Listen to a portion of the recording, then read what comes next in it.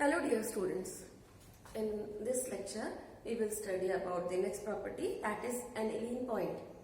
Aniline point भी lubricating oil की एक important property है. Aniline point को हम इस तरीके से define कर सकते हैं, the minimum equilibrium solution temperature for equal volumes of aniline and oil sample. ये वो minimum temperature है जितने temperature पर aniline और oil sample एक दूसरे से separate होते हैं.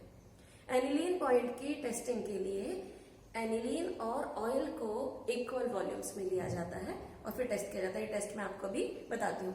सबसे पहले हम बात करते हैं कि इस एनिलीन पॉइंट की क्या इंपॉर्टेंस है या what is the requirement of calculation और finding this property. Aniline point किसी भी ल्यूब्रिकेटिंग ऑयल जिसका एनिलीन पॉइंट लो है, ये शो करता है कि उस पर्टिकुलर ल्यूब्रिकेंट में एरोमेटिक हाइड्रोकार्बन कंटेंट ज्यादा है. जैसे कि इस रिलेशन से आप देख रहे हैं कि aniline point is inversely proportional to aromatic hydrocarbon content. अगर किसी ल्यूब्रिकेटिंग ऑयल का एनिलीन पॉइंट ज्यादा है मतलब एरोमेटिक हाइड्रोकार्बन कंटेंट कम है, या वाइस वर्सा एनिलीन पॉइंट का लोअर होना या कम होना शो करता है उस पर्टिकुलर ल्यूब्रिकेंट में एरोमेटिक हाइड्रोकार्बन कंटेंट का ज्यादा होना. अगर किसी लुब्रिकेंट में एरोमेटिक हाइड्रोकार्बन कंटेंट ज्यादा है तो वो पर्टिकुलर लुब्रिकेंट जो होता है वो, अगर ये ऑयल किसी रबर सीलिंग पैकिंग के कांटेक्ट में आता है या कुछ सिंथेटिक रबर्स होती है उनके कांटेक्ट में आता है तो उसको वो डिसॉल्व करना शुरू कर देता है. इसका मतलब जैसे ही रबर डिसॉल्व होना शुरू होगी ऑयल में तो वो लुब्रिकेंट खराब हो जाएगा. लुब्रिकेंट अपना लुब्रिकेशन का वर्क प्रॉपरली नहीं कर पाएगा. इसके अलावा जो रबर पैकिंग या सीलिंग के लिए यूज की गई थी वो रबर भी डिटेरियोरेट हो जाएगी, उस रबर की क्वालिटी भी खराब हो जाएगी. इसका मतलब कि किसी भी लुब्रिकेंट के लिए हमें उस पर्टिकुलर लुब्रिकेंट में एरोमेटिक हाइड्रोकार्बन का कंटेंट लोअर होना चाहिए, कम होना चाहिए.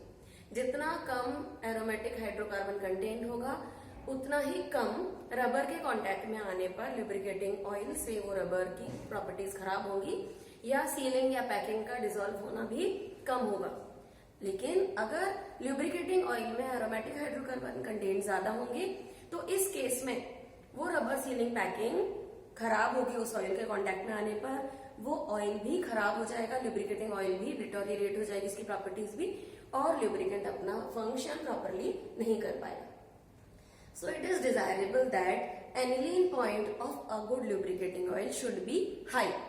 अगर एनिलीन पॉइंट हाई है तो उस पर्टिकुलर ल्यूब्रिकेंट में एरोमेटिक कंटेंट कम होंगे और पैराफिन हाइड्रोकार्बन्स का कंटेंट ज्यादा होगा. तो this property is very important for a lubricant as a treat as a good lubricant. जो लुब्रिकेंट के लिए जो ये एनिलीन पॉइंट फाइंड किया जाता है, इस प्रॉपर्टी की टेस्टिंग के लिए क्या किया जाता है कि सबसे पहले इक्वल वॉल्यूम्स में एनिलीन और ऑयल सैंपल को लिया जाता है. एग्जाम्पल के लिए हम लेते हैं 20 ml aniline and 20 ml oil sample को लिया जाता है. इन दोनों को हीट किया जाता है. इक्वल वॉल्यूम्स में लेने के बाद टेस्ट ट्यूब में इन ऑयल और एनिलीन को हीट किया जाता है. हीट करने के बाद जब यह ऑब्जर्व किया जाए कि दोनों का होमोजेनियस सॉल्यूशन फॉर्म हो चुका है, उसके बाद इस होमोजेनियस सॉल्यूशन को कंट्रोल्ड रेट पे ठंडा होने के लिए रखा जाता है. They are kept for cooling at controlled rate. धीरे धीरे 1-1 डिग्री टेम्परेचर डाउन हो इस तरीके से उसको रखा जाता है. अब वो टेम्परेचर नोट किया जाता है जितने टेम्परेचर पर ऑयल और एनिलीन एक दूसरे से सेपरेट होते हैं. वो टेम्परेचर जिस टेम्परेचर पर ऑयल एंड एनिलीन एक दूसरे से सेपरेट होते हैं, that temperature is known as aniline point. तो ये थी प्रॉपर्टी एनिलीन पॉइंट, और इस प्रॉपर्टी को फाइंड करना भी काफी इंपॉर्टेंट है, बहुत इंपॉर्टेंट है, जिससे कि किसी लुब्रिकेंट का मशीन में यूज होने पर ना तो उसकी सीलिंग पैकिंग खराब हो और ना ही वो लुब्रिकेंट की प्रॉपर्टी डिटोरिएट हो और वो लुब्रिकेंट अपना वर्क प्रॉपरली कर पाए. So this is the one of the property. Thank you.